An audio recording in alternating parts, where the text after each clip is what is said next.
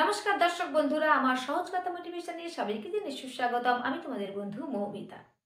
শুধু আমরা সফল হব, আমরা আমাদের স্বপ্ন পূরণ করব, আমরা আমাদের লক্ষ্য আর উদ্দেশ্য পূরণ করার জন্য অনেক পরিশ্রম করব, আমরা সফলতার শীর্ষে পৌঁছাবো, এই কথাগুলো ভেবে আমরা নিজেদেরকে অনুপ্রাণিত করি এবং আমাদের স্বপ্ন পূরণ করার জন্য, আমাদের উদ্দেশ্য আর লক্ষ্য পূরণ করার জন্য কাজ করতে শুরু করে দিই।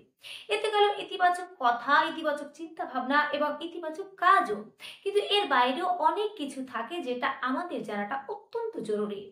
আমরা যতটুকু জানি সেটাই শেষ নয়, সেটাই যথেষ্ট নয়।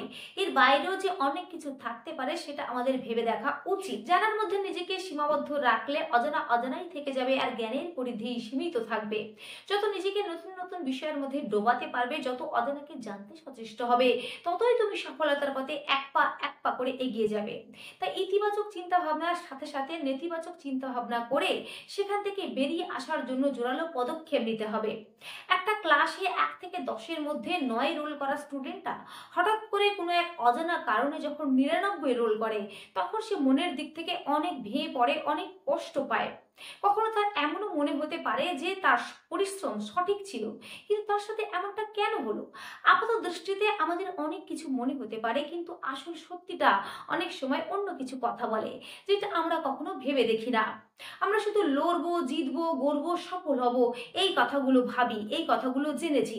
কিন্তু আমরা কখনো হারতে পারি, কখনো ব্যর্থ হতে পারি, কখনো অসফল হতে পারি, কখনো আমাদের পরিশ্রম করার মনোভাব চলে যেতে পারে, সেটা কখনোই ভাবিনি। আর ভাবিনি বলে প্রতিকূল পরিস্থিতির সামনে মোকাবিলা করতে শিখিনি, প্রতিকূল পরিস্থিতি থেকে বেরিয়ে আসতে শিখিনি।